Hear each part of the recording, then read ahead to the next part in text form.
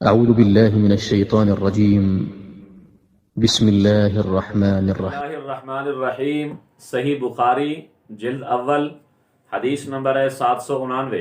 حضرت ابو حمید ساعدی رضی اللہ تعالی عنہ نے صحابہ کرام رضوان اللہ علیہم اجمعین کے مجمع میں بیٹھ کر فرمایا: انا کنت احفظکم لصلاۃ رسول اللہ صلی اللہ علیہ وسلم، مجھے تم سب سے زیادہ نبی اکرم صلی اللہ علیہ وسلم کی نماز یاد ہے۔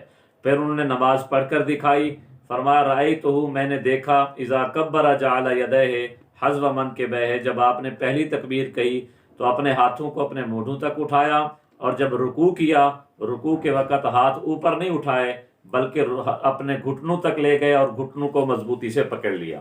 تو اس حدیث سے معلوم ہوا کہ نبی اکرم صلی اللہ علیہ وسلم رکوع کے وقت اپنے ہاتھ اوپر نہیں لے جاتے تھے، رکوع تک لے جاتے تھے، یعنی رکوع کے اندر گھٹنوں کو مضبوطی سے پکڑتے۔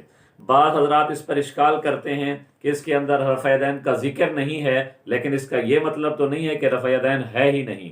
میں ان کو بتانا چاہتا ہوں، یہ صحیح بخاری حدیث نمبر 963، اس کے اندر نماز استسقاء کا تذکرہ ہے کہ نبی اکرم صلی اللہ علیہ وآلہ وسلم نے نماز استسقاء پڑھی۔